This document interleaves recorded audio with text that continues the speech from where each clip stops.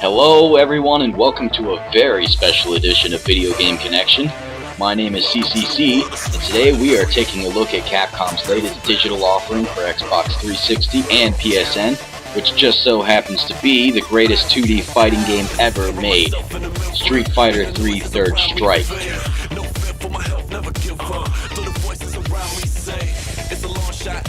The original home version of this game released way back on the Sega Dreamcast in 1999, along with a plethora of many other fighters that are also legendary in their own right. What was so special about Street Fighter III Third Strike, you ask? Everything. The way it looked, played, right down to the piercing sound effects. Bottom line, this is the best Street Fighter ever made, past or present. This new release is dubbed Street Fighter III Third Strike Online, introducing the A-Class fighter to a whole new generation of would-be challengers.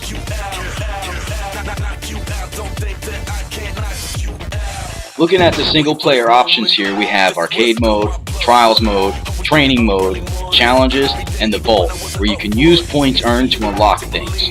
The first thing I'm going to talk about is a little something for the veterans of the game. You will all be pleased to know that yes, in the Vault, you can unlock and view the original opening to the game, which means the world to most of us. You know who you are.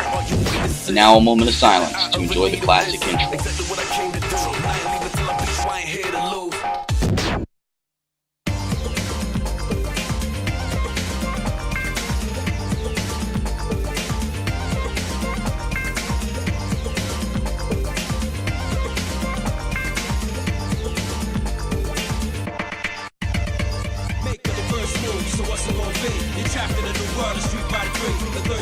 So what's it gonna be? You're trapped in a new world of Street Fighter 3. Make your first move, so what's it gonna be? You're trapped in a new world of Street Fighter 3. The third chapter, so what's it gonna be? The third strike, y'all, is Street Fighter 3.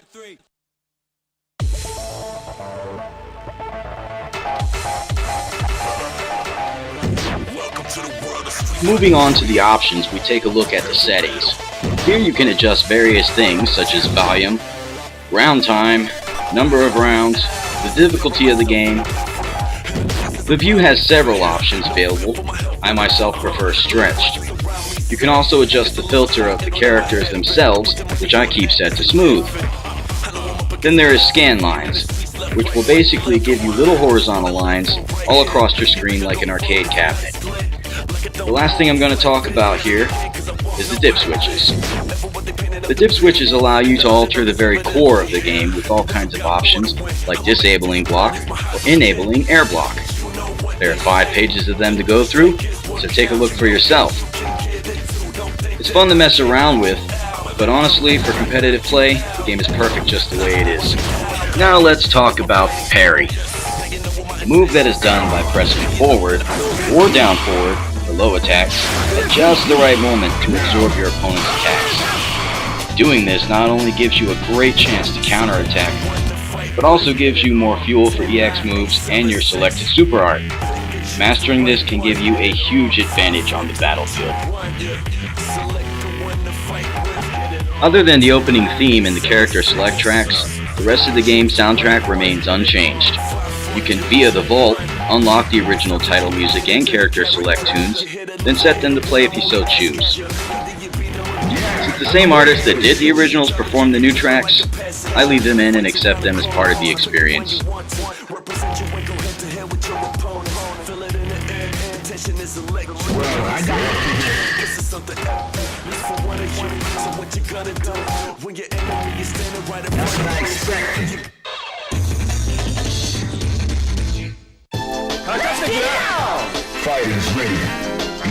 Play-wise, fans of Street Fighter 4 will notice right away this game moves a bit faster than what we're used to. Once you keep in mind that in the Street Fighter timeline, 3 actually takes place some years after 4, if that makes any sense. So in a way, even though this is the older game, it offers fans a glimpse as to how certain characters will turn out years down the road in the storyline. Ken, for example, is tremendously more powerful than he is in Street Fighter 4. He is gifted with things that even the almighty Akuma cannot do, and because of this, is one of the best fighters in the game. Story-wise, he now has a son, that is somewhere in the age of 5 to 9 and has taken on a student by the name of Sean. Sean may not be as gifted as Ken, Ryu, or Akuma, but make no mistake about it, this guy is no Dan, and I can promise you there are people out there that will roll you all day long with him.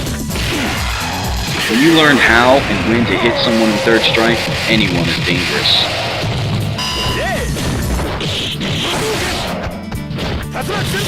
Every character in the game will have his or her own high and low hits to break an opponent's block. But in addition to this, every character also has an overhead hit that is done by pressing both the strong punch and the forward kick buttons together. This default move adds a ton of new possibilities to the battle.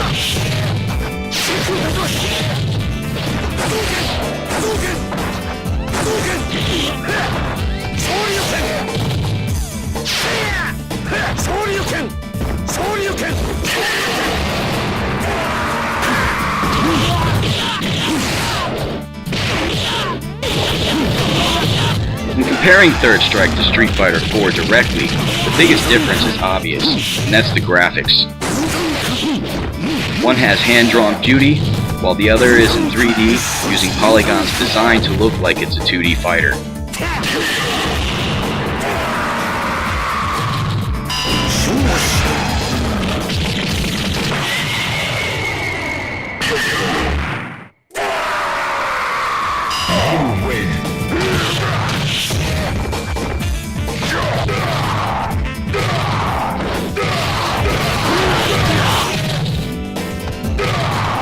Outside of that, Street Fighter IV players should note that there is no reward in this game for getting your ass handed to you like the Ultra Meter in 4. Also, the parry system is much more complex and rewarding than the focus system that gives players free hits in Part 4. All around, this is a tougher, more skill-based fighter than what the current generation of Street Fighters are used to, and will take some time to acclimate yourselves to it.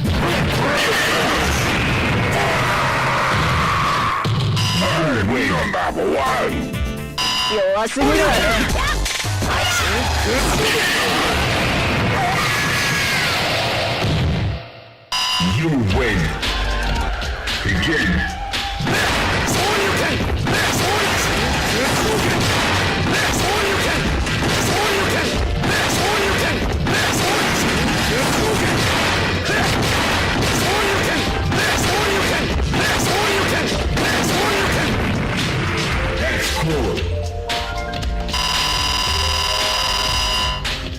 All in all, this game is the total package, and a fighting game lover's dream come true.